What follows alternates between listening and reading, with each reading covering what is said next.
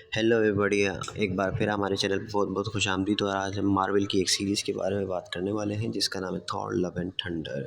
हमारा सीन शुरू होता है गॉड से, जो कि अपने बच्चे को बाहों में लिए हुए और रो रहा होता है क्योंकि उनके पास खाने के लिए और कुछ भी नहीं होता और ना पानी होता है। और वो मुसलसल अपने गॉड से जो है वो प्रे कर रहा होता है कि वो उसे उसकी बच्ची को बचा लें, उसे बचा लें और उनको खाने के लिए कुछ प्रोवाइड कर दें।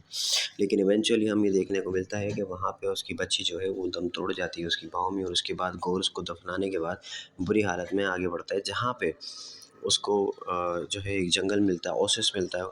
वहाँ पे जैसे ही वो पहुँचता है तो वो देखता है कि वहाँ पे उसका गॉड मतलब देवता मौजूद है। सबसे पहले तो वो बहुत ढेर सारा पानी पीता है। उसके बाद वो जैसे ही अपने देवता को देखता है तो वो उनसे अपील करता है कि वो उसे बचा ले। लेकिन वो जो गॉड है वो वहाँ पे जश्न मना रहा होता है। वो बोलता है कि कुर्बानी तो मेरे लिए है, क्योंकि वो वहाँ पे नेक्रोस रॉड को वहाँ पे दफना रहा होता है, वहाँ पे जो है वो शांत कर रहा होता है। लेकिन उसके बाद फिर क्या होता है, उसके बाद फिर ये होता है कि जैसे ही गौर देखता है कि ये देवता जो मेरी प्रे सुन ही नहीं रहे बिल्कुल और मुझसे कुर्बानी मांग रहे हैं, तो वो गौर से सवाल करता है। गौर सवाल करते ही जो है वो देवता बड़ा गुस्से में आ जाता है। और गुस्से में आने के बाद वो क्या करता है कि वो थोर को गौर को उसके गले से पकड़ लेता है और उसके बाद जो है वो उसको मारने की कोशिश करता है। इतने में क्या होता है कि गॉड जब दिल में फैसला कर लेता है कि उसको सारे गॉड्स को मार देना है, तो नेक्रोस रोड जो होती है वो खुद ही उसके हाथ में आती है। थोर के हाथ में हथौड़ा आ जाता है उसका अपना, और वो उससे उस गॉड को मार देता है। और उसके बाद वो एक शॉर्ट पकड़ के कसम खाता है कि वो आज के बाद किसी देवता को नहीं छोड़ेगा। उसके बाद हमारा सीन शिफ्ट हो जाता है जेन फोस्टर की तरफ, जो कि थोर की एक्स लवर है, जिसको वो थोर छोड़ चुका होता है। हमें देखने को मिलता है कि जेन फोस्टर एक हॉस्पिटल में होती है और उसकी बहन उसके पास बैठी हुई उसको ये समझा रही होती है कि अपने साइंटिफिक रिसर्च को छोड़े और अपनी सेहत पर ध्यान दे, क्योंकि उसको 4th स्टेज का कैंसर होता है।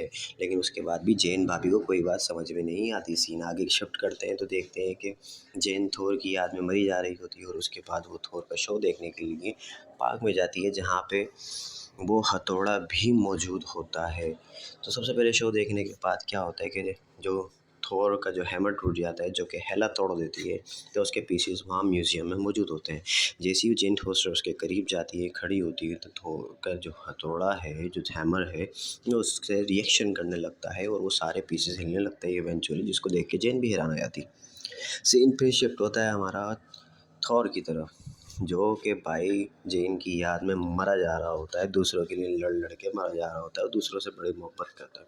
हम देखते हैं फैट सीन के बाद थॉर क्या करता है, अपनी बॉडी के ऊपर वर्कआउट करता है और थोड़ा सा शिप शेप हो जाता है।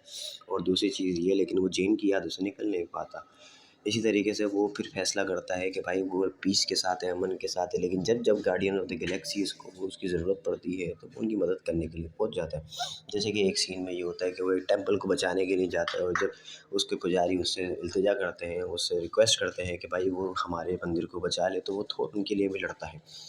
सीन फिर शिफ्ट होता है, फिर हम आगे बढ़ते हैं एसगार्ड की तरफ। जब थोर को पता लगता है कि उसके साथ के ही जो सिपाही हैं, उसके साथ के ही जो गार्डियंस हैं, उन पे हमला हुआ है। और उसको ये पता लगता है अपनी एक साथी से, जो कि बड़ी ज़ख्मी हालत में पड़ी हुई होती है बर्फ़ के एक टीले पे।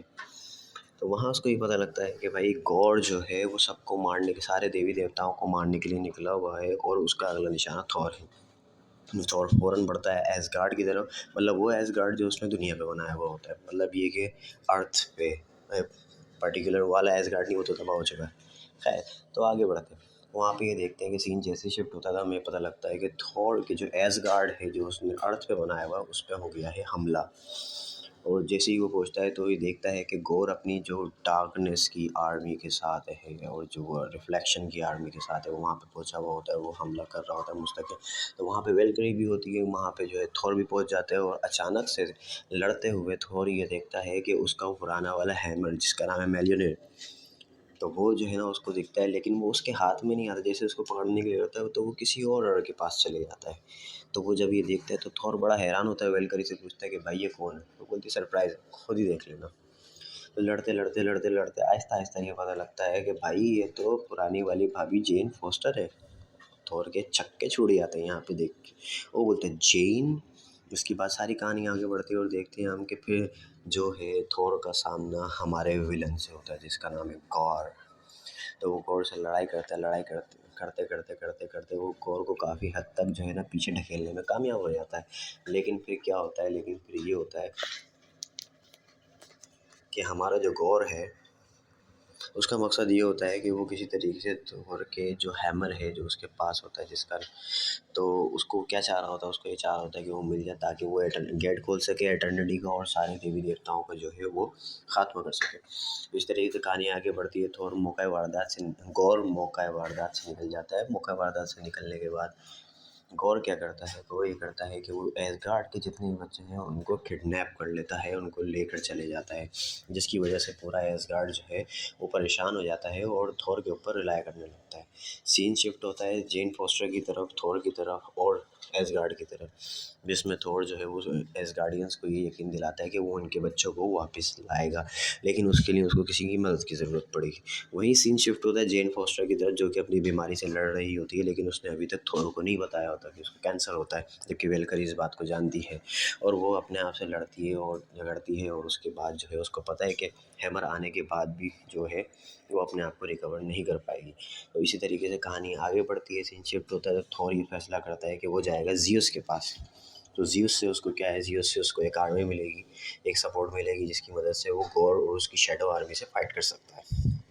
तो इसी तरीके से वो क्या होता है कि आगे बढ़ते हैं। आगे बढ़ने के बाद फिर ये है कि जब वो जैसे ही ज़ियस के पास पहुँचते हैं तो ज़ियस अपने जो है वो उसको बड़ा बिलीव होता है थोर को कि ज़ियस उसका साथ देगा।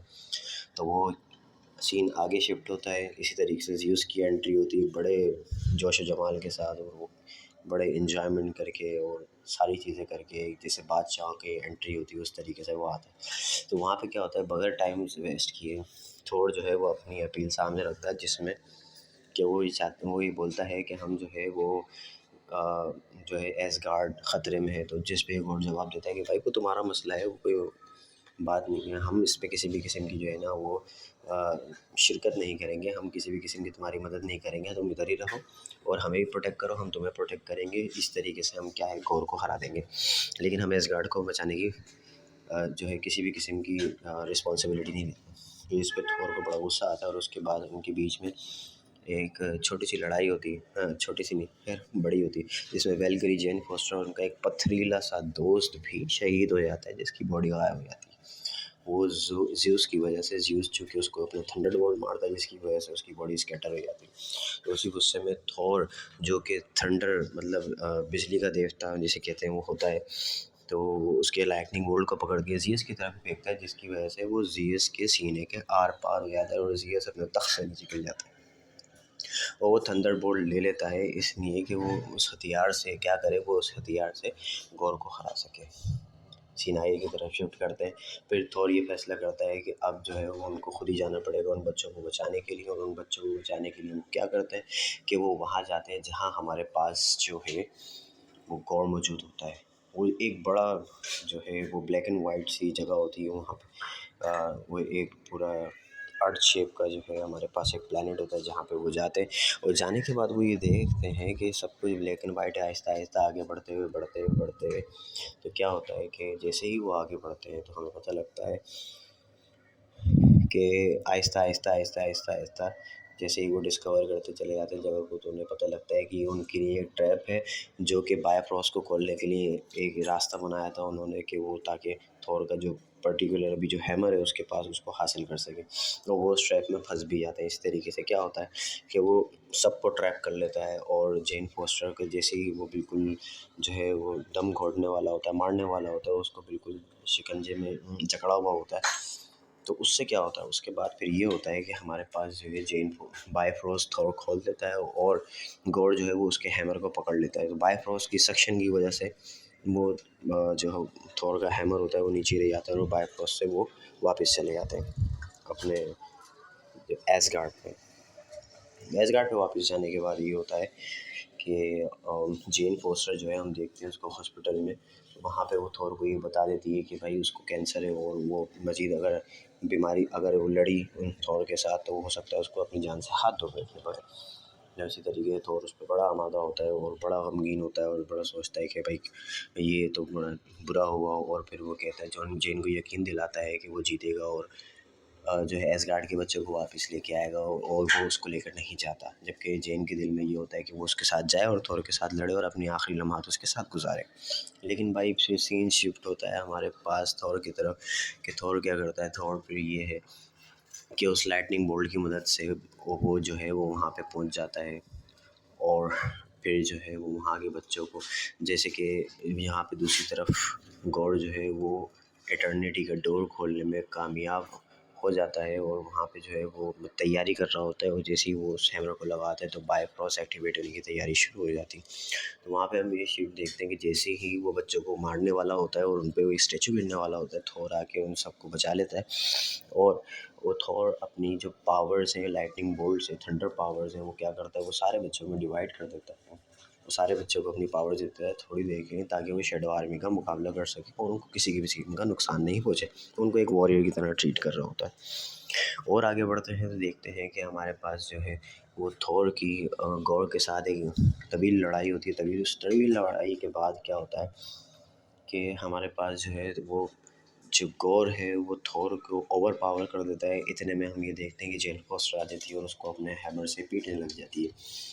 तो उनके उसके बाद जेन फोस्टर और गौर के दरमियान लड़ाई शुरू हो जाती है। इतने में जो थोर है वो क्या करता है कि वो अपने हथौड़े को, अपने हैमर को, जो वो पर्टिकुलर डोर जो खोल रहा होता है उससे बचा लेता है, उससे हटा लेता है और उसके बाद हटाने के बाद वो ये क्या करता है वो ये काम ये करता है कि वो दोबारा लड़ाई की तरफ आ जाता है। जब वो देखता है कि जेन फोस्टर कीप अप नहीं कर पा रही तो फिर थॉर और जेन फोस्टर दोनों मिलकर उसका मुकाबला करते हैं। उन दोनों का मुकाबला करने के बाद जेन फोस्टर बिल्कुल वीक होना शुरू हो जाती है। थॉर क्या करता है, थॉर जेन फोस्टर को इशारा करता है कि वो अपना हैमर फेंके और वो नेक्रोस रॉड को क्योंकि पकड़ा हुआ होता है तो वो जो मेल्यूनियर होता है वो जो नेक्रोस रॉड को है वो बिल्कुल तोड़ देता है और उसके बाद जब वो हैमर वापस आता है जेन फोस्टर के पास तो उसमें नेक्रोस रॉड के कई सारे जो पार्ट्स होते हैं, जो टूटे हुए स्कैटर्ड पीसेस होते हैं वो उसके अंदर आ जाते हैं। जो स्कैटर्ड पीसेस आने के बाद ये होता है कि थोड़ा जेन फोस्टर को इशारा करता है, चूँकि नेक्रोस रॉड जो है वो जुड़ने लग जाती है आहिस्ता-आहिस्ता खुद ही। तो जेन फोस्टर अपने आप को जितनी भी एनर्जी है वो उससे जो है वो उस हैमर को जो है वो ज़मीन पर मारती है, जिससे नेक्रोस रॉड की सारी जो ताकत है वो बर्बाद हो जाती है और नेक्रोस रॉड मट्टी बनकर उड़ जाते हैं। जिसमें गॉर की एनर्जी भी उसके साथ जाना शुरू हो जाती है। लेकिन चूँकि गॉर इटर्निटी का डोर खोलने में कामयाब हो जाता है तो वो जैसे ही थॉर जेन फोस्टर के पास आता है तो गॉर इटर्निटी की तरफ बढ़ना शुरू हो जाता है। अब जैसे ही हम सीन स्विच करते हैं और देखते हैं कि जैसे ही इटर्निटी की डोर में एंटर होता है तो वहाँ पे पूरा सिनेरियो बदल जाता है और थॉर और ये सब पानी के एक सरफेस पे आ गए थे और वहाँ पे होता है मौजूद इटर्निटी। तो वहाँ पे थोर ये कहता है कि भाई कि तुम जो है ना ये जो भी कर रहे हो गलत कर रहे हो और तुम एक बार सोच लो और मैं मोहब्बत के साथ हूँ और मैं कोशिश करूँगा कि अपना आखिरी वक्त भी जो है वो अपनी मोहब्बत के साथ ही गुजारूँ। और वो ये कहकर जेन फोस्टर के पास वापस चला जाता है जिसमें वो उसकी बेटी का भी जिक्र करता है। तो गॉड जैसे ही उसके जहन में ये बात आती है कि उसकी बेटी भी है तो उसके अंदर बदले की आग जो है वो कम हो जाती है और उसके बाद जेन फोस्टर उससे ये वादा करती है। जब उससे वो कहता है कि मेरी बेटी का ख्याल कौन रखेगा तो जेन फोस्टर ये कहती है कि थोर रखेगा। और थोर की तरफ देखती है और थोर भी उस पर हामी में सर खिला देता है। तो उसके बाद वो फिर एटर्निटी से दुआ करता है या एटर्निटी को रिक्वेस्ट करता है या एटर्निटी का जो है ना उससे अपनी विश पूरी करवाता है कि वो उसकी बेटी को ज़िंदा कर दे। इस दुनिया में हम ये देखते हैं कि जेन फोस्टर भी जो है वो थोर से जुदा हो जाती है, वो मर जाती है और थोर उसको आखिरी लम्हात उसके साथ गुजारता है, उसको देखते हुए उसको अलविदा कर देता है। दूसरी बात फिर जब हम आगे बढ़ते हैं, दूसरी बात में ये देखते हैं कि जो गौर की बेटी है वो उसको अपनी गोद में लिटाई हुई होती है और वो उसको जो है ना गौर उसको ये कह रहा होता है कि बेटा, उसको हसरतों से देख रहा होता है, रो रहा होता है और वो उसको कहता है कि बेटा मेरी बच्ची। और उसके बाद वो सीन आगे बढ़ जाता है और मज़ीद कहने का तो फिर वो थोर की तरफ इशारा करता है, थोर यस करता है। उसके बाद सीन हमारे पास और वो गौर मर जाता है। सीन हमारे पास आगे शिफ्ट होता है तो हम देखते हैं कि थोर और वो बच्ची जो है वो क्या कर रहे होते हैं कि वो अपने बाप की तरह ख्याल रख रहा होता है, उसके पेनकेक्स बना के दे रहा होता है जिस पे उस बच्ची के पास हमें देखने को मिलता है कि उसके पास भी कुछ नेचुरल पावर्स होती हैं जिससे कि आँखों से बीम्स निकलना। तो इसी तरीके से वो कैपेबल होती है कि थॉर के दूसरे हैमर को उठा सके, लेकिन वो मेलिनर को उठाने के काबिल नहीं होती। तो इसी तरीके से वो क्या बन जाते हैं, वो दोनों स्पेस वॉरियर्स बन जाते हैं और स्पेस में जाके वो लोगों को बचाते हैं। इस तरीके से हमारी इस स्टोरी का एंड होता है। उम्मीद है कि आपको ये छोटी सी summary Thor love and thunder की पसंद आई होगी। अगर आपने अभी तक हमारे चैनल को सब्सक्राइब नहीं किया तो सब्सक्राइब कर लीजिए और लाइक और शेयर भी कर दीजिएगा, और हमारे चैनल को सपोर्ट करते रहिए ताकि हम और भी इस तरीके की वीडियोज़ को मंजर आम पर लाते रहें। बहुत बहुत शुक्रिया, ख्याल रखिएगा अपना। अल्लाह हाफ़िज़।